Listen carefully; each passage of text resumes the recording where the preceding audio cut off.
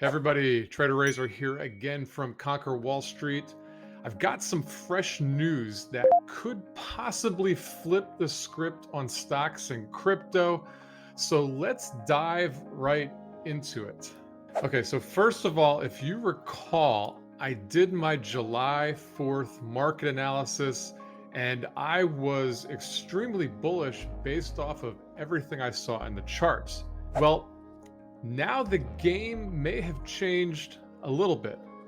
The markets, they've been just doing great. They've been cruising on these really good vibes. I mean, we got tax cuts. We have the Middle East starting to cool down. Markets are bouncing back like a champ.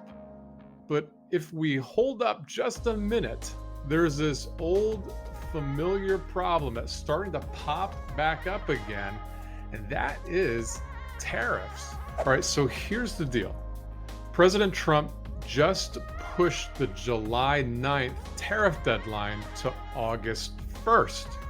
And you'd think that's pretty good news, right? But I'm not so sure, and here's why.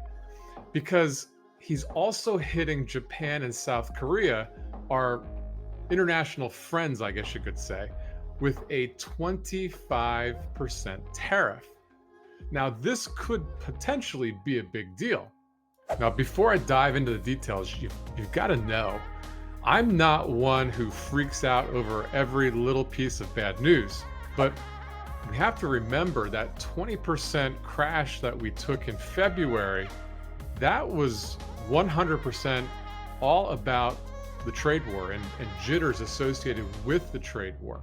So now we have the markets and Bitcoin either at all-time highs or near all-time highs. And what concerns me is that maybe we're staring down the barrel of what could be crash 2.0, again related to tariffs. And I point this out because it's not just the tariffs against our friends Japan and South Korea.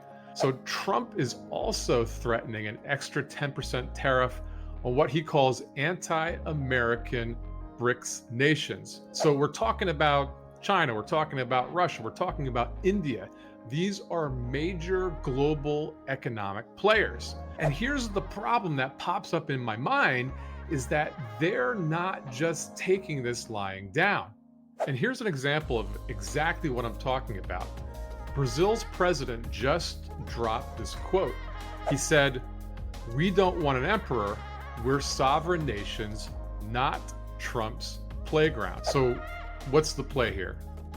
Look, I'm not saying everybody should freak out and sell everything and hit the panic button, but we've got to be smart about things. You have to know things can go south fast. Remember that correction of 20% we had in February, it all started with tariff talks. Okay, so here's a game plan, and it's not financial advice. But number one, I think we should keep our eyes glued to the news. Does the trade war start to escalate, or does it simmer down and go away?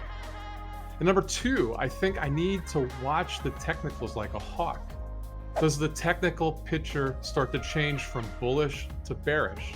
Does breadth start to weaken? Number three, if you haven't already, it might not be a bad time to learn about hedging, using things like inverse ETFs or options. These could be your lifeline if things get ugly in the markets. And folks, listen, remember, in this market, being prepared, that could be the difference between sinking and swimming. Stay sharp, stay ahead, and let's conquer Wall Street together. This is Trader Razor saying I'll see you all in the next video.